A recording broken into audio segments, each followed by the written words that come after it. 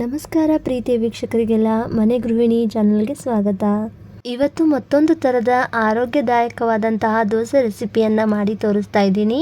ಈ ದೋಸೆನ ಫರ್ಮೆಂಟೇಷನ್ ಮಾಡದೇನೆ ಮಾಡ್ಕೊಳ್ಬಹುದು. ಇಲ್ಲಿ ಅಕ್ಕಿನೂ ಕೂಡ ಬಳಸಂಗಿಲ್ಲ.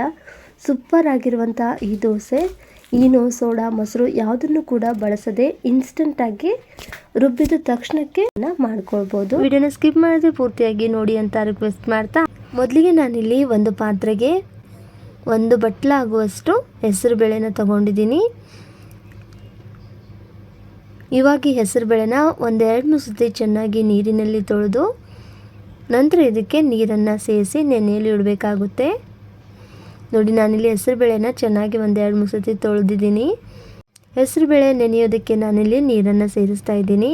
ಬೇಳೆ ಮುಳುಗಿ ಮೇಲೆ ನೀರು ನಿಲ್ಲಬೇಕು ಅಷ್ಟು ನೀರನ್ನು ಸೇರಿಸಿ ಒಂದು ಮುಚ್ಚಳದಿಂದ ಮುಚ್ಚಿ 4ರಿಂದ 5 ಅವರ್ಗಳ ಕಾಲ ನಾನಿಲ್ಲಿ ನೆನೆಯಲು ಇಡ್ತಾ ಇದ್ದೀನಿ.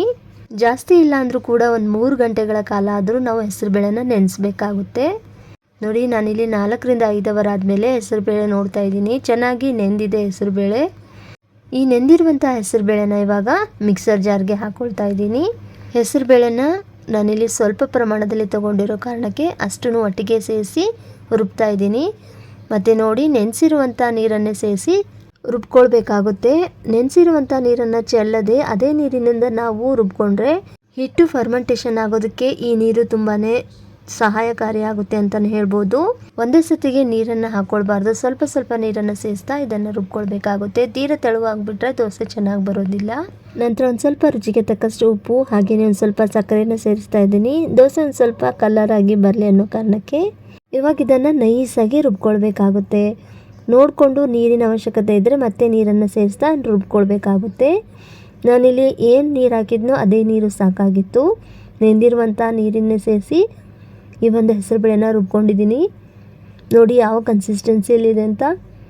ಇದು ದೋಸೆ ಮಾಡೋದಕ್ಕೆ ಪರ್ಫೆಕ್ಟ್ ಆಗಿದೆ.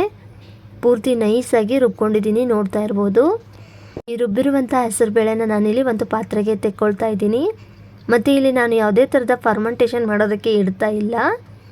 ನೋಡಿ, ಚೆನ್ನಾಗಿದ್ದಾನೆ. ಇವಾಗ ಮತ್ತೆ ನಾನು ಈ ಚಮಚದ ಸಹಾಯದಿಂದ ಮಿಕ್ಸ್ ಮಾಡ್ಕೊಳ್ತಾ ಇದ್ದೀನಿ. ಈ ಥರ ಮಾಡೋದ್ರಿಂದ ನಾವು ಮಾಡುವಂತಹ ದೋಸೆ ಹಿಟ್ಟು ಸ್ವಲ್ಪ ಹಗುರ ಆಗಿ ಮಾಡುವಂಥ ದೋಸೆ ಚೆನ್ನಾಗಿ ಬರುತ್ತೆ. ಇದಕ್ಕೆ ಯಾವುದೇ ಥರದ ಸೋಡಾ ಮತ್ತು ಈನೋನ ಬಳಸದೆ ದೋಸೆನ ಮಾಡೋಣ ಬನ್ನಿ. ಇವಾಗ ಈ ಕಡೆ ಗ್ಯಾಸ್ ಸ್ಟವ್ನ ಆನ್ ಮಾಡಿ ನಾನಿಲ್ಲಿ ದೋಸೆ ತವನ ಕಾಯಕ್ಕಿಟ್ಟಿದ್ದೆ. ದೋಸೆ ತವ ಪೂರ್ತಿಯಾಗಿ ಚೆನ್ನಾಗಿ ಎಣ್ಣೆನ ಅಪ್ಲೈ ಮಾಡಿಕೊಂಡು ನಂತರ ದೋಸೆ ತವನ ಚೆನ್ನಾಗಿ ಕಾಯಿಸ್ಕೊಂಡು ಕಾದಿರುವಂಥ ಹೆಂಚು ಮೇಲೆ ಈ ಥರ ನೀರಿನಿಂದ ಚಿಮುಕಿಸಿ ಒಂದು ಕಾಟನ್ ಬಟ್ಟೆನಿಂದ ಒರೆಸ್ತಾ ಇದ್ದೀನಿ. ಈ ಥರ ಮಾಡೋದ್ರಿಂದ ದೋಸೆ ತುಂಬ ಚೆನ್ನಾಗಿ ಬರುತ್ತೆ. ನಂತರ ಇವಾಗ ಗ್ಯಾಸ್ ಸ್ಟವ್ ಫ್ಲೇಮನ್ನು ಲೋ ಫ್ಲೇಮ್ನಲ್ಲಿಟ್ಟು ದೋಸೆನ ಹಾಕ್ಕೊಳ್ತಾ ಇದ್ದೀನಿ. ದೋಸೆ ಹಾಕ್ಕೊಳ್ಬೇಕಾದ್ರೆ ಗ್ಯಾಸ್ ಫ್ಲೇಮನ್ನು ಲೋ ಫ್ಲೇಮ್ನಲ್ಲಿ ಇಡಬೇಕಾಗುತ್ತೆ. ಹೆಸರುಬೇಳೆ ಚೆನ್ನಾಗಿ ನೆಂದಷ್ಟು ರುಬ್ಬುವಾಗ ಪೂರ್ತಿ ಹಿಟ್ಟು ನೈಸಾಗಿ ಬೇಗ ಆಗೋಗುತ್ತೆ. ದೋಸೆ ಹಾಕ್ಕೊಂಡಾದ್ಮೇಲೆ ಗ್ಯಾಸ್ ಫ್ಲೇಮನ್ನು ಮೀಡಿಯಮ್ ಫ್ಲೇಮ್ಗಿಂತ ಒಂದು ಸ್ವಲ್ಪ ಜಾಸ್ತಿ ಉರಿನಲ್ಲಿಟ್ಟು ದೋಸೆನ ಬೇಯಿಸ್ಕೊಳ್ತಾ ಇದ್ದೀನಿ.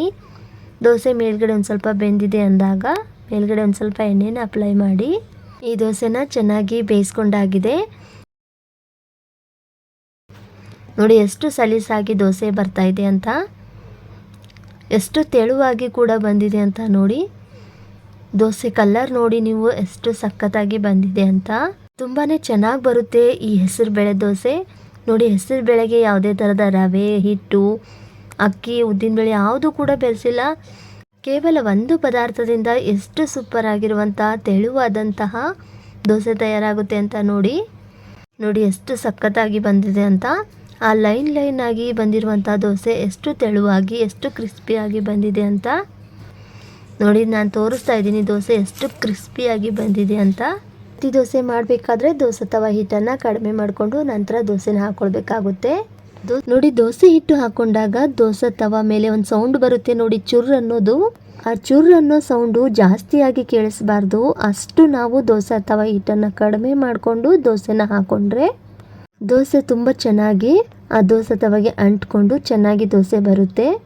ಇಲ್ಲ ಅಂದರೆ ಏನಾಗ್ಬಿಡುತ್ತೆ, ನಾವು ದೋಸೆ ತಿರ್ಬೇಕಾದ್ರೆ ಆ ಚಮಚಕ್ಕೇನೆ ಹಿಟ್ಟು ಅಂಟ್ಕೊಂಡು ಬರುತ್ತೆ. ಹಾಗಾಗಿ ಈ ಒಂದು ದೋಸೆ ಕೂಡ ಇವಾಗ ಬೆಂದಿದೆ, ನೋಡ್ತಾ ಇರ್ಬೋದು ಎಷ್ಟು ಸಲೀಸಾಗಿ ದೋಸೆ ನಾವು ತೆಕ್ಕೊಳ್ಬೋದು ಅಂತ. ಅಷ್ಟೇ ಅಲ್ಲ, ನೋಡಿ ದೋಸೆ ಎಷ್ಟು ತೆಳುವಾಗಿ ಬಂದಿದೆ ಅಂತ. ದೋಸೆ ಹಿಟ್ಟಿನ ಕನ್ಸಿಸ್ಟೆನ್ಸಿ ಕೂಡ ಮುಖ್ಯ ಆಗುತ್ತೆ ಈ ಹೆಸರುಬೇಳೆ ದೋಸೆ ಮಾಡಬೇಕಾದ್ರೆ. ತೀರಾ ತೆಳುವಾಗಿ ಕೂಡ ಇರಬಾರ್ದು, ಒಂದು ಸ್ವಲ್ಪ ಗಟ್ಟಿಯಾಗಿದ್ದರೆ ನೀರನ್ನು ಹಾಕ್ಕೊಂಡು ನಾವು ಸರಿ ಮಾಡ್ಕೊಳ್ಬಹುದು. ರಾತ್ರಿ ಹೆಸರುಬೇಳೆನ ನೆನೆಸಿ ಬೆಳಗ್ಗೆ ರುಬ್ಬಿದ ತಕ್ಷಣಕ್ಕೆ ನೀವು ಮಾಡ್ಕೊಳ್ಬೋದು ಬೆಳಗಿನ ಬ್ರೇಕ್ಫಾಸ್ಟ್ ಆಗಿ. ರುಬ್ಬಿದ ತಕ್ಷಣಕ್ಕೆ ಮಾಡುವಂತಹ ದೋಸೆ ರೆಸಿಪಿ. ಈ ದೋಸೆನ ನಾವು ನೋಡಿ ಈ ಥರ ಲೈಟಾಗಿ ತೀಡ್ಕೊಳ್ಬೇಕಾಗುತ್ತೆ. ಒಂದೇ ಸತಿಗೆ ಜೋರಾಗಿ ದೋಸೆನ ತೀಡ್ತಾ ಹೋದರೆ ದೋಸೆ ತೆಳ್ಳಗಾಗ್ಬಿಟ್ಟು ಆಮೇಲೆ ಅದು ಗರಿಗರಿಯಾಗಿ ದೋಸೆ ಹರಿಯುತ್ತೆ. ಈ ಹೆಸರುಬೇಳೆ ದೋಸೆ ಹಿಟ್ಟನ್ನು ನಾವು ಜಾಸ್ತಿ ಹೊತ್ತು ಇಡೋದಕ್ಕಾಗೋದಿಲ್ಲ, ಒಂದು 3 ಗಂಟೆಗಳ ಕಾಲ ಇಡ್ಬೋದು. ಯಾಕಂದರೆ ಹೆಸರುಬೇಳೆ ಜಾಸ್ತಿ ಬೇಗ ಹುಳಿ ಬಂದುಬಿಡುತ್ತೆ, ಅಷ್ಟು ಚೆನ್ನಾಗಿರೋದಿಲ್ಲ. ಹಾಗಾಗಿ ನಾವು ಹೆಸರುಬೇಳೆನ 4ರಿಂದ 5 ಅವರ್ಗಳ ಕಾಲ ನೆನೆಸಿಟ್ರೆ ಹಿಟ್ಟು ನೆನೆಸೋ ಅವಶ್ಯಕತೆ ಇರೋದಿಲ್ಲ, ಹುಳಿ ಬರೆಸೋ ಅವಶ್ಯಕತೆ ಇರೋದಿಲ್ಲ. ರುಬ್ಬಿದ ತಕ್ಷಣಕ್ಕೆ ನಾವು ಈ ದೋಸೆನ ಮಾಡ್ಕೊಳ್ಬೋದು. ನೋಡಿ, ಈ ದೋಸೆನ ಬೇಯಿಸ್ಕೊಂಡಾದ್ಮೇಲೆ ಈ ಥರ ಮಧ್ಯಭಾಗದಲ್ಲಿ ಈ ಥರ ಕಟ್ ಮಾಡಿ ಈ ಥರ ಕೋನ್ ಆಕಾರಕ್ಕೆ ನಾನಿಲ್ಲಿ ಈ ದೋಸೆನ ರೆಡಿ ಮಾಡ್ಕೊಳ್ತಾ ಇದ್ದೀನಿ. ನೋಡಿ ಎಷ್ಟು ಚೆನ್ನಾಗಿ ಬಂದಿದೆ ಅಂತ. ಈ ದೋಸೆ ಬಂಗಾರದ ಬಣ್ಣದಂಥ ಕಲ್ಲರ್ ಆಗಿರುವಂಥ ದೋಸೆ ತಯಾರಾಗಿದೆ. ನೋಡಿದ್ರೆ ಅನ್ಸೋದಿಲ್ಲ ಇದು ಕೇವಲ ಒಂದು ಹೆಸರುಬೇಳೆಯಿಂದ ಮಾಡಿರುವಂಥ ದೋಸೆ ಅಂತ. ಒಮ್ಮೆ ನೀವು ಕೂಡ ಟ್ರೈ ಮಾಡಿ ನೋಡಿ, ಆರೋಗ್ಯದಾಯಕವಾಗಿರುವಂಥ ಹೆಸರುಬೇಳೆ ದೋಸೆ. ಇವತ್ತಿನ ಈ ದೋಸೆನ ನಾನಿಲ್ಲಿ ಶೇಂಗಾ ಪುಟಾಣಿ ಚಟ್ನಿ ಜೊತೆಗೆ ಸರ್ವ್ ಮಾಡಿದ್ದೀನಿ. ನೋಡಿ ಎಷ್ಟು ಚೆನ್ನಾಗಿ ಬಂದಿದೆ ಅಂತ ದೋಸೆ. ನೋಡಿದ್ರಲ್ಲ ಸ್ನೇಹಿತರೆ, ಇವತ್ತಿನ ದಿವಸ ಕೇವಲ ಒಂದು ಪದಾರ್ಥ ಹೆಸರುಬೇಳೆನ ಬಳಸಿ ಮಾಡಿರುವಂತಹ ದೋಸೆ. ಇವತ್ತಿನ ಈ ದೋಸೆ ರೆಸಿಪಿ ವಿಡಿಯೋ ನಿಮಗೆ ಇಷ್ಟ ಆಗಿದ್ದರೆ ಈ ರೆಸಿಪಿ ವಿಡಿಯೋಗೆ ಲೈಕ್ ಮಾಡಿ, ಶೇರ್ ಮಾಡಿ, ಕಮೆಂಟ್ ಮಾಡಿ. ಹಾಗೆಯೇ ಇದೇ ಥರದ ಇನ್ನಷ್ಟು ಹೆಚ್ಚಿನ ರೆಸಿಪಿ ವಿಡಿಯೋಗಳಿಗಾಗಿ ಮನೆ ಗೃಹಿಣಿ ಚಾನಲ್ನು ಕೂಡ ಸಬ್ಸ್ಕ್ರೈಬ್ ಮಾಡಿಕೊಂಡು ಸಪೋರ್ಟ್ ಮಾಡಿ. ನಿಮಗೆ ಯಾವ ಥರ ಬೇಕೋ ದೋಸೆನ ಆ ಥರ ಮಾಡ್ಕೊಳ್ಬೋದು. ನೋಡಿ ಎಷ್ಟು ತೆಳುವಾಗಿ ಬಂದಿದೆ ಅಂತ. ಸೌಂಡ್ ಕೇಳಿದ್ರೆ ನಿಮಗೆ ಗೊತ್ತಾಗುತ್ತೆ ಎಷ್ಟು ಗರಿಗರಿಯಾಗಿದೆ ಅಂತ. ಸಮಯ ಕೊಟ್ಟು ಇವತ್ತಿನ ರೆಸಿಪಿ ವಿಡಿಯೋ ನೋಡಿದಂತಹ ತಮಗೆಲ್ಲರಿಗೂ ಧನ್ಯವಾದಗಳು. ಮತ್ತೆ ಸಿಗೋಣ ಮತ್ತೊಂದು ಹೊಸ ರೆಸಿಪಿಯೊಂದಿಗೆ. ನಮಸ್ಕಾರಗಳು.